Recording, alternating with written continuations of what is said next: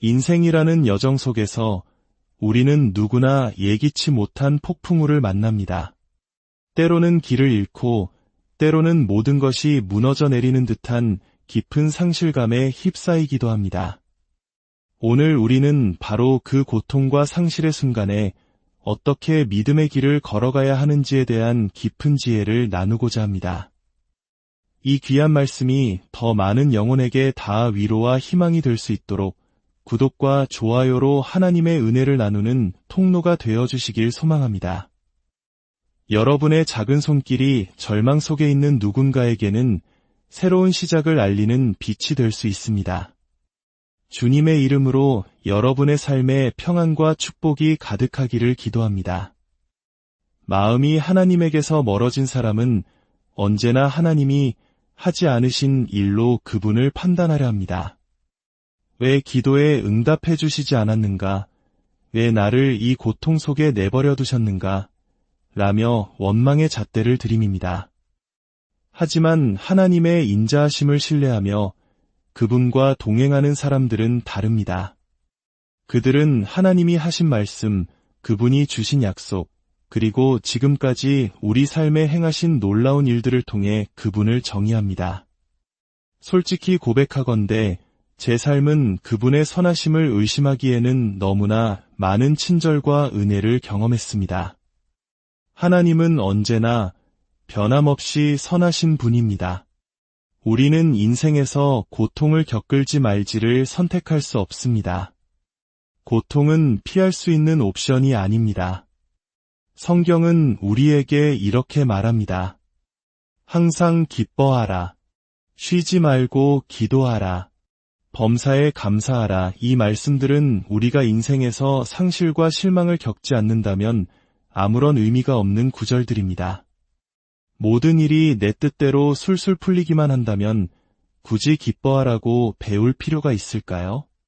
그렇지 않습니다. 이 말씀은 바로 고난 속에서 더욱 빛을 발하는 진리입니다. 하나님의 성품은 그분의 약속과 인류 역사 속에서 그분이 행하신 일들의 증언으로 정의됩니다. 이것이 우리가 신학을 세우는 기초이며 우리가 믿는 하나님의 본질입니다. 그렇다면 우리가 겪는 상실은 어떻게 이해해야 할까요? 바로 여기에 우리가 감당해야 할 신비가 있습니다. 하나님께서 우리에게 허락하시는 계시의 깊이는 우리가 기꺼이 감당하고자 하는 신비의 크기와 정비례합니다. 신비로운 영역을 끌어안지 못하는 것은 어린아이와 같은 순수한 믿음을 거부하는 것과 같습니다. 바로 그 어린아이와 같은 마음만이 다른 어떤 방법으로도 들어갈 수 없는 하나님 나라의 차원과 영역으로 우리를 인도하는 열쇠입니다. 수년 전 저는 시편 23편의 한 구절에서 놀라운 비밀을 발견했습니다. 내가 사망의 음침한 골짜기로 다닐지라도 해를 두려워하지 않을 것은 주께서 나와 함께 하심이라. 저는 깨달았습니다. 하나님의 임재하심에는 오직 사망의 음침한 골짜기에서만 경험할 수 있는 특별한 차원이 있다는 것을 말입니다. 우리는 모두 하나님의 임재를 사랑한다고 말합니다. 물론입니다. 그분의 영이 우리와 함께 하심을 느끼고 그 임재 안에서 기뻐하며 살아가는 것보다 더 큰 보물은 없습니다. 천국 그 자체가 바로 하나님 자신입니다. 하지만 영혼의 어두운 밤, 무엇을 어떻게 해야 할지 전혀 알 수 없는 막막한 상황 속에서만 발견할 수 있는 그분의 임재가 있습니다. 내가 할 수 있는 모든 것을 다 했는데도 상황이 나아지지 않을 때, 바로 그때 우리는 가장 깊은 차원의 하나님을 만나게 됩니다. 하나님은 동전을 넣으면 원하는 것을 내어주는 자판기가 아닙니다. 우리의 신앙은 인격적인 관계의 여정입니다. 저는 제 능력이나 자격으로는 결코 얻을 수 없는 수준의 친절하심과 기적들을 체험했습니다. 그렇기에 제가 고통을 겪었다는 이유만으로 그분이 어떤 분이신지를 제멋대로 재평가할 권리는 저에게 없습니다. 그것은 그런 식으로 작동하지 않습니다. 이 자리에 계신 모든 분들이 각자의 아픔을 겪어 오셨을 겁니다. 우리는 함께 울고 함께 웃으며 인생을 살아왔습니다. 하나님께서는 우리에게 더 어린아이처럼 되라고, 더 겸손하게 그분을 신뢰하라고 특별한 기회들을 주십니다. 어떤 상황에서도 그저 그분을 신뢰하는 단순한 믿음, 나는 다 알 수 없지만 하나님은 모든 것을 알고 계셔. 나는 그분을 믿을 거야 라고 고백하는 어린아이와 같은 순수함이 필요합니다. 나의 라는 질문이 결코 나를 하나님에게서 멀어지게 만들지 않기를 바랍니다. 제가 하나님을 비판하는 자가 되기를 원치 않습니다. 오히려 그분이 저를 빚어가시도록 온전히 내어드리길 원합니다. 우리 중 누구도 상실이나 고통, 실망을 스스로 선택하지 않습니다. 심지어 가장 미워하는 원수에게도 그런 일이 일어나길 바라지 않을 겁니다. 하지만 때로 우리에게는 선택의 여지가 없습니다. 그렇다면 우리는 무엇을 해야 할까요? 하나님은 저의 친구이십니까? 네, 그렇습니다. 하지만 그분은 친구이시기 이전에 저의 주님이셨습니다. 하나님과의 우정은 그분의 주 되심이 이미 지나간 길 위에서만 깊어질 수 있습니다. 제가 그분의 주 되심에 순종하지 않은 영역에서 그분과 진정한 우정을 나눌 수는 없습니다. 몇 년 전 아버지가 돌아가셨을 때 저는 우연히 이 진리를 깊이 깨닫게 되었습니다. 저는 거대한 상실과 실망, 그리고 말할 수 없는 고통과 마주해야 했습니다. 수많은 만약에라는 질문들이 저를 괴롭혔습니다. 하지만 저는 깨달았습니다. 이 모든 고통과 불편함, 풀리지 않는 질문들은 오직 이 땅에서만 경험할 수 있다는 것을요. 천국에 가면 저는 영원히 하나님을 예배하고 찬양할 것입니다. 보좌에 앉으신 어린 양 앞에 엎드려 그분의 위대하심과 은혜를 영원토록 선포할 것입니다. 하지만 이 고통 속에서 그분을 찬양할 기회는 다시는 없을 것입니다. 저는 하나님께 제가 드릴 수 있는 가장 값진 선물을 드리고 싶었습니다. 그것은 바로 상실 속에서의 기쁨이며 고통 속에서의 찬양입니다. 그리고 이해할 수 있는 권리를 기꺼이 포기하는 것입니다. 하나님은 우리의 이해를 뛰어넘는 평안을 주십니다. 이는 곧 그분이 주시기로 작정한 평안을 누리기 위해 내가 모든 것을 이해하려는 권리를 내려놓아야 함을 의미합니다. 어떤 이들에게는 모순처럼 들릴 수도 있습니다.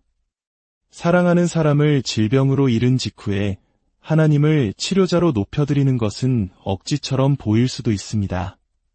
하지만 이것은 거짓이나 과장이 아닙니다. 이것이 바로 하나님이 누구이신지에 대한 우리의 신앙 고백입니다. 왜 이런 일이 일어났나요? 저도 모릅니다. 하나님은 저를 위해 일하시는 분이 아닙니다. 제가 그분을 위해 일하는 것입니다. 그분은 저에게 아무것도 설명할 의무가 없으십니다. 오히려 저는 제 삶의 모든 순간을 그분께 빚지고 있습니다. 그래서 저는 눈물 속에서도 두 손을 들고 그분을 찬양하는 특권을 누립니다. 제 고모님이 이런 말씀을 하신 적이 있습니다. 눈물 섞인 웃음은 아름다운 무지개를 만든단다. 저는 그 의미를 다 이해하지 못하지만 그 말씀이 참 좋습니다. 그래서 저는 펑펑 울면서도 웃으려고 노력합니다. 인생에는 단 한 번뿐인 순간들이 있습니다. 한 번 지나가면 다시는 돌아오지 않는 그 순간을 감당할 두 번째 기회는 주어지지 않습니다. 가장 큰 고통, 가장 깊은 상실, 가장 극심한 혼란의 순간을 붙잡으십시오. 그리고 결심하십시오. 나는 하나님께 대가를 치르는 제물을 드리겠다. 나는 다시는 드릴 기회가 없을 이 희생 제물을 지금 드리겠다. 우리는 사망의 음침한 골짜기에서만 발견할 수 있는 것들이 있고 오직 어린아이와 같은 순수한 신뢰를 통해서만 찾을 수 있는 하나님 나라의 비밀들이 있습니다. 당신이 아무리 똑똑해지려고 노력해도 오직 어린아이와 같은 믿음을 통해서만 얻을 수 있는 것들이 있습니다. 애통하는 것은 성경적입니다. 상실을 겪었을 때 애통을 피하는 것은 지혜롭지 못합니다. 충분히 슬퍼하고 가족과 친구들과 함께 울며 하나님 앞에 나아가 마음껏 애통하십시오. 왜냐하면 애통에는 두 가지 길이 있기 때문입니다. 애통은 우리를 위로자이신 성령의 임재 안으로 이끌거나 혹은 불신앙으로 이끌어갑니다. 마태복음 5장 4절은 말합니다. 애통하는 자는 복이 있나니 그들이 위로를 받을 것이며, 애통은 우리가 이해할 수 없는 것을 경험하기 위해 우리를 하나님의 임재 안으로 데려갈 수 있습니다. 우리가 상실을 경험할 때 정답이나 설명이 문제를 해결해주지 못합니다. 우리에게 필요한 것은 바로 하나님의 임재입니다.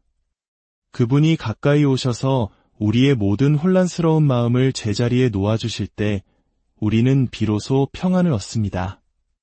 모든 질문에 답을 얻어서가 아니라 나를 결코 떠나지 않겠다고 약속하신 성령 하나님께 압도될 때 우리는 영원히 흔들리지 않는 나의 자리를 그분의 임재 안에서 발견하게 됩니다.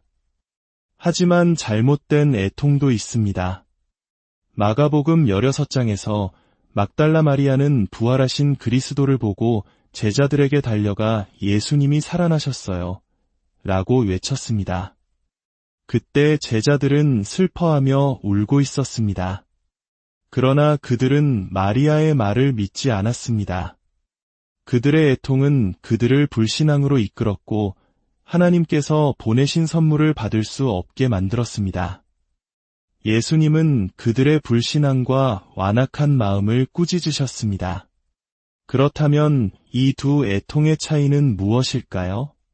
데살로니가전서 4장 13절이 그 단서를 제공합니다. 형제들아, 자는 자들에 관하여는 너희가 알지 못함을 우리가 원하지 아니하노니 이는 소망 없는 다른 이와 같이 슬퍼하지 않게 하려 함이라. 성경적인 애통은 반드시 소망으로 채워져야 합니다. 그렇지 않으면 불신앙으로 이어집니다. 지금 당신이 겪고 있는 지옥 같은 순간 너머에 무언가 더 위대한 것이 있다는 소망이 있어야 합니다. 예수님께서도 그 앞에 있는 기쁨, 즉 소망을 위하여 십자가를 참으셨습니다. 당신이 소망을 품고 있다면 어떤 상황도 당신을 지배하거나 파괴하거나 재정의할 수 없습니다. 성경이 말하는 소망은 막연한 바람이 아닙니다.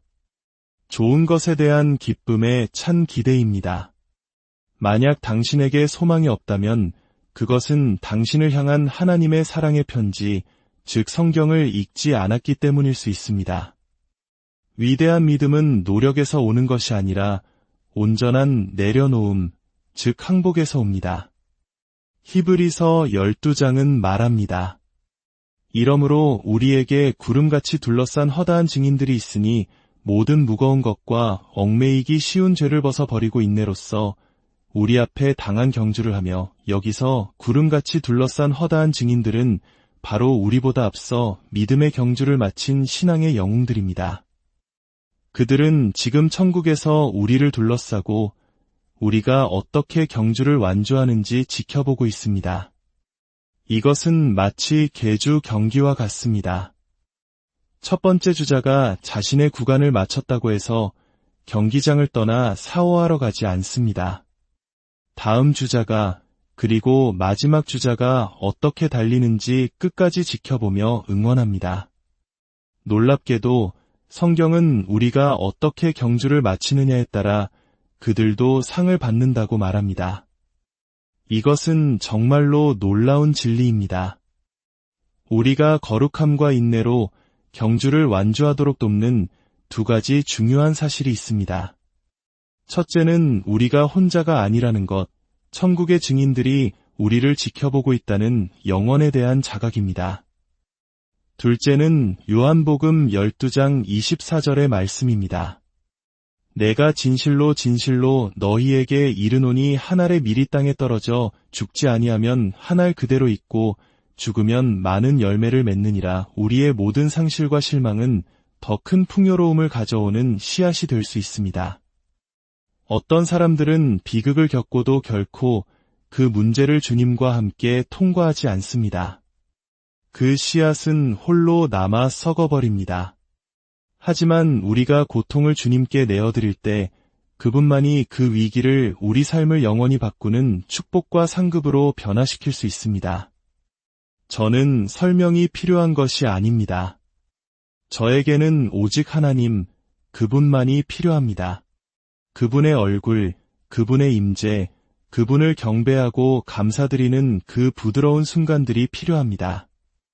왜냐하면 그 과정 속에서 하나의 씨앗이 땅에 심겨져 놀라운 열매를 맺을 것이기 때문입니다. 마리아가 값비싼 향유 옥합을 깨뜨려 예수님의 발에 부었을 때를 기억해 보십시오.